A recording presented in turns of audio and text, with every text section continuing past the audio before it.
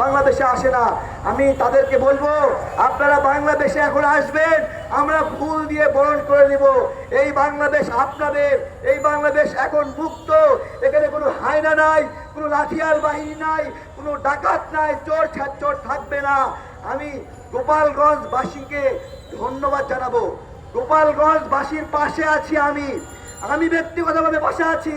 তারা কি বলেছে? শেখ হাসিনাকে দেশে ফিরিয়ে আনতে হবে। তারা চিৎকার করে বলেছেন শেখ হাসিনাকে দেশে ফিরিয়ে আনতে হবে। এই আপনারাও চান কিনা? চান কিনা? তাহলে গোপালগঞ্জবাসীকে আমরা বলি, আপনাদের পাশে আছি, আপনাদের সঙ্গেও সুর মিলাই বলছি, শেখ হাসিনাকে দ্রুত দেশে ফিরিয়ে আনতে হবে। তাকে আমরা প্রচুর ফুলের মালা দেব, তাড়াতাড়ি ব্যবস্থা করেন। আমি গোপালগঞ্জবাসীকে বলবো, আওয়ামী হায়নাদের জন্য ফুলের মালা দেব। ফুলের মালা দিতে দিতে নিঃশ্বাস বন্ধ করে দিব।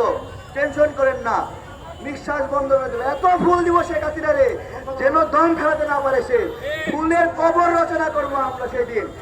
গোপালগঞ্জবাসীকে বলবো, দেখেন আপনাদেরকে কি বেইজ্জতি না করেছে আওয়ামী লীগ। আপনারা বুঝতে পেরেছেন কি পেয়েছেন আওয়ামী লীগের কাছ থেকে? কয়জনের বেড়ার ঘর পাকা বাড়ি হয়েছে বলেন?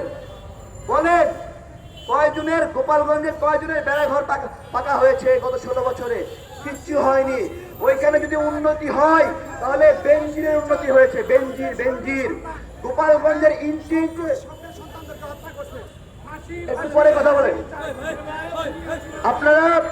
প্রিয় ভাইয়েরা, দেখেন গোপালগঞ্জবাসীকে বলছি, আপনারা খেয়াল করেন যে গোপালগঞ্জে আপনাদের উন্নতি হয়েছে কিনা। কি নিউজ হয়েছে যে বেনজির পারলে পুরা গোপালগঞ্জ কিনে নিত। তার মানে কি? গোপালগঞ্জের মানুষের জমি